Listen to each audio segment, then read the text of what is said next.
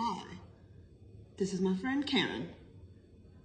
Karen has really good skin tone because I am really good at painting the skin tones. And I'm gonna show you how I paint these skin tones using my favorite color. Okay, we're gonna start with the concept that we're all the same.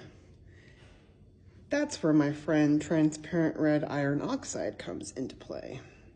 This stuff is interesting mix of oranges and reds and browns that really just kicks ass, pardon my French, when it comes to making skin tone. So we're gonna start with a blob of that stuff.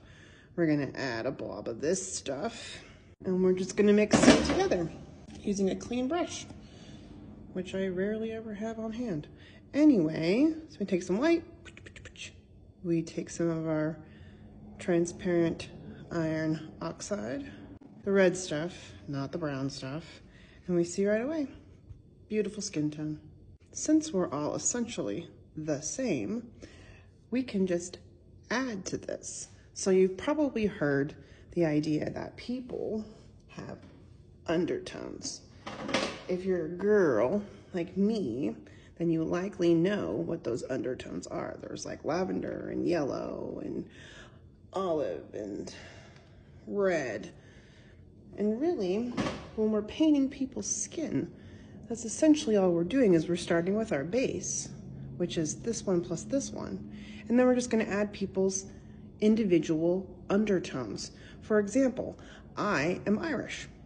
Irish people tend to be quite red. Irish. Karen. Well, what about darker people? We're gonna start with our same iron oxide red, mix that sucker with white. We're gonna add some darkness. I'll use burnt umber because it's just the easiest one to get across. But keep in mind, darker people still have an undertone. Burnt umber, darker. More burnt umber, darker still. And because we're all the same, we have to add the undertone.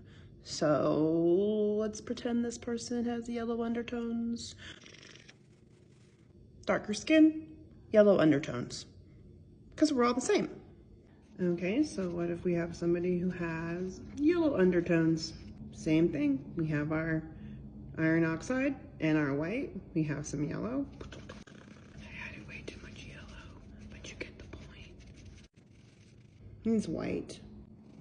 But voila, yellow undertone.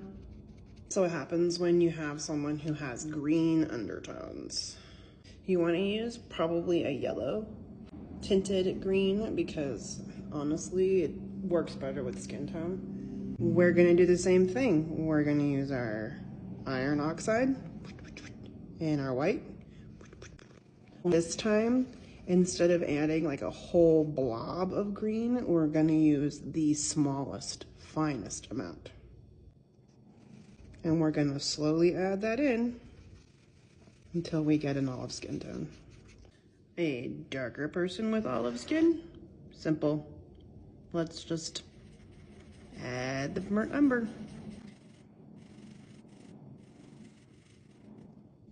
And lastly, oh no, someone has died and you have to paint them because you're a freak like me. All right, we got our iron oxide red and our white, and now we're gonna add blue. Sorry, cobalt's really expensive, so you're gonna get the smallest blob ever. Tiny bit of blob of blue, just like we did with that green. You've got a corpse there, friend. So that's how I mix skin tone. As you can see, there's lots of different varieties you can make with just adding the undertone to transparent iron oxide red and titanium white. Skip a whole lot of steps by getting this sucker right there. This is, of course, for acrylic. I believe you can do the same method with oil painting, but I don't want to lead anybody on because I don't paint with oils. Happy Sunday.